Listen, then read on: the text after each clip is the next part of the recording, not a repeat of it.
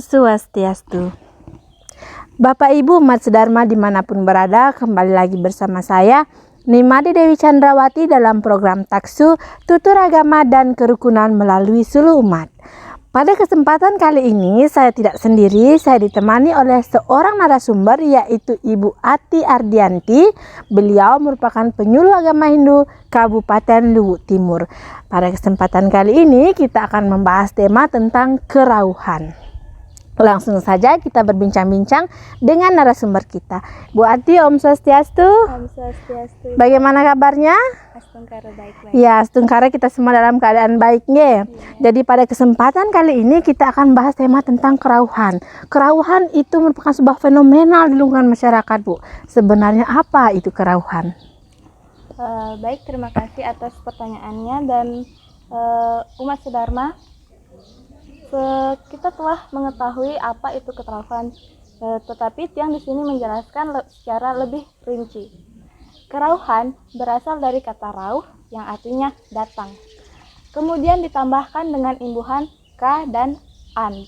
Ka di depan dan an di belakang yang artinya sebuah kata sifat. Kemudian didapatkan kata kerauhan.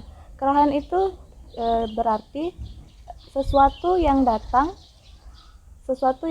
ke dalam raga manusia atau seseorang. Kedatangan itu merujuk kepada energi-energi yang tidak kasat mata. Energi-energi tersebut bisa saja berasal dari dewa, betara, yang roh-roh suci leluhur maupun baik dari Butekala. Sekian yang dapat dijelaskan secara perinci. Jadi kerauhan itu sesuatu yang datang kepada diri kita, Ibu. Nah, apa saja yang menyebabkan seseorang itu kerauhan? Karena dari lingkungan masyarakat tentu saja ada banyak faktor yang menyebabkan kerauhan itu. Nah, menurut pandangan Ibu Ati, apa saja poin-poin penting yang menyebabkan seseorang itu kerauhan? Baik umat sedharma, pada hakikatnya kerauhan itu bisa terjadi atau melalui proses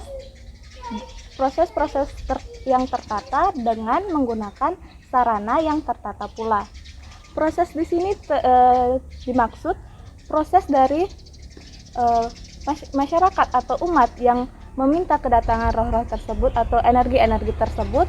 Kemudian proses di mana energi tersebut merasuki atau masuk ke dalam raga manusia atau seseorang.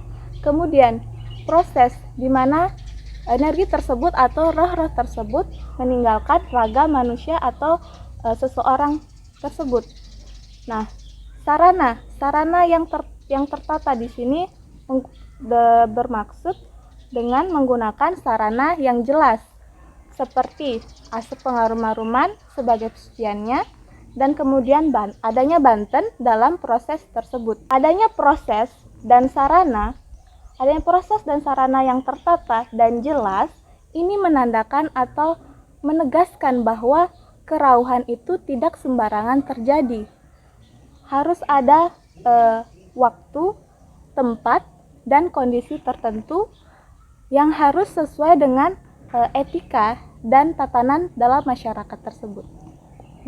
Begitu proses yang terjadi pada seseorang yang akan mengalami kerauhan. Ya, jadi prosesnya itu ada prosesnya, kemudian ada upakaranya, Bu. Nah, tapi di lingkungan masyarakat terkadang tiba-tiba seseorang itu dibilang kerauhan tanpa ada proses, tanpa ada upakara. Apakah itu bisa dibilang kerauhan atau ada sebutan yang lain? Oke, bagus sekali pertanyaannya, Ibu. Yang pertama kerauhan itu sendiri terjadi karena masyarakat atau umat meminta energi-energi tersebut hadir dengan tetap berpatokan pada proses dan sarana yang jelas, karena kerauhan ini juga bersifat sakral, harus menggunakan mantra dan yatra. Kemudian yaitu kerasukan. Kerasukan ini hampir sama dengan kerauhan, tetapi prosesnya yang agak berbeda.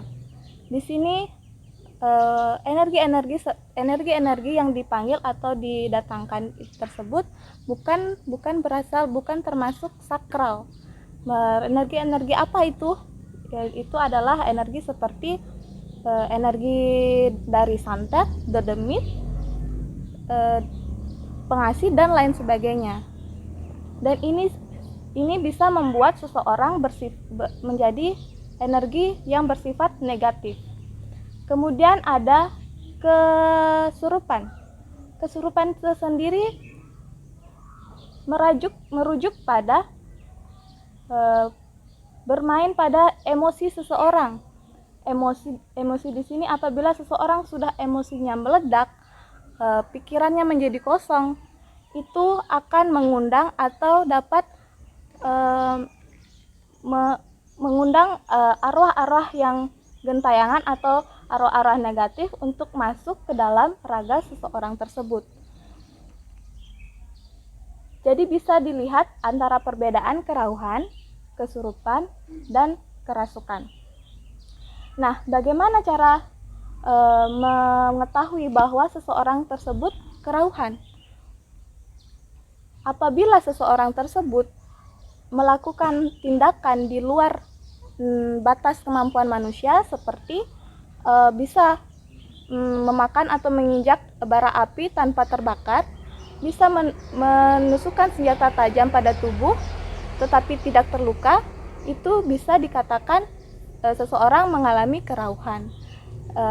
Pada hakikatnya badan kita masih diliputi panca mahabhuta.